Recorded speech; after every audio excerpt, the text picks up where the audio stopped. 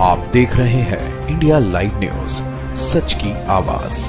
नमस्कार, मैं हूं आपके साथ अंकिता। आप देख रहे हैं India live news. Beti Bachao Beti Padhao ये सिर्फ एक नारा नहीं, हमारे देश की सोच और भविष्य की दिशा है। लेकिन जमीनी हकीकत इससे कितनी दूर है, इसकी एक शर्मनाक तस्वीर सामने आई है।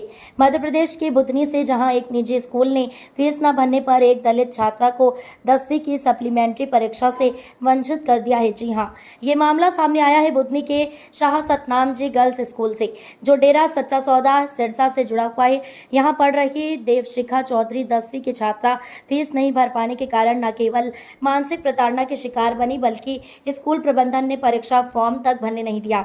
चौंकाने वाली बात यह है कि छात्रा की मां को स्कूल में अपमानित किया गया और यहां तक कहा गया, तुम जैसे छोटे लोगों को इतने बड़े स्कूल में बच्चियों को पढ़ाने का हक नहीं है।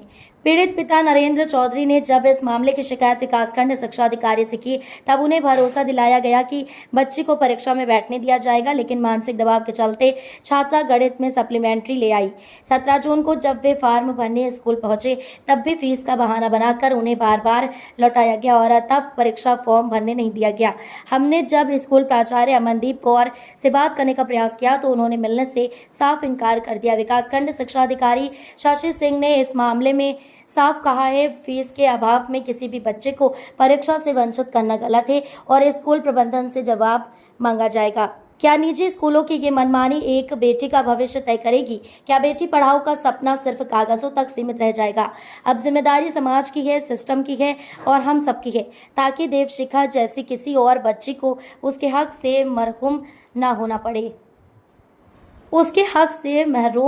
पड़े।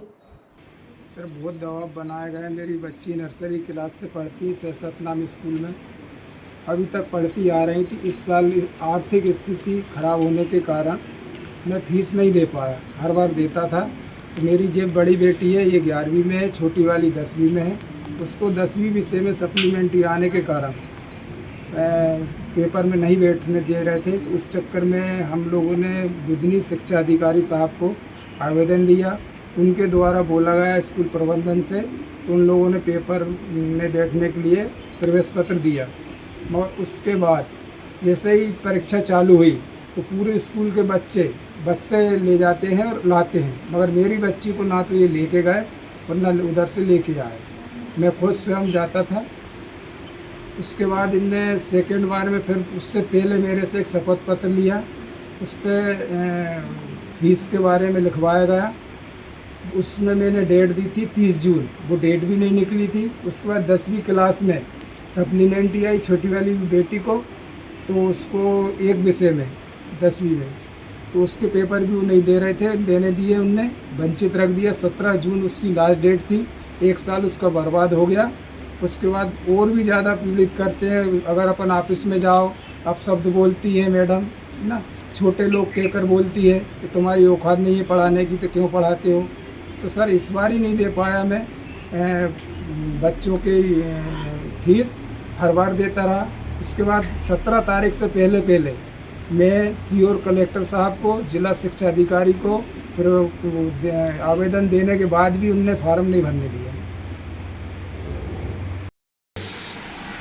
मैम, हाल ही में अभी एक निजी स्कूल का मामला आया है जिसमें एक बच्ची को फीस न देने के उसमें परीक्षा से वंचित किया गया है। इस मामले में स्कूल प्रबंधन के ऊपर क्या कार्रवाई होगी? क्या परीक्षा से वंचित किया जा सकता है फीस के अभाव में? नहीं, ऐसा नहीं कर सकते। बच्चे को परीक्षा देने से वंचित नहीं किया सकता, क्योंकि वो शिक्षक हैं, स्कूल चला रहे हैं हम, तो बच्चों के भविष्य का निर्माता हैं हम। तो आप लिखित में जो भी आपकी फीस बच्चे की रह रही थी, लिखित में उनके पेरेंट्स से लिखवा लेते और बच्चों को परीक्षा देने से वंचित नहीं कर सकते थे।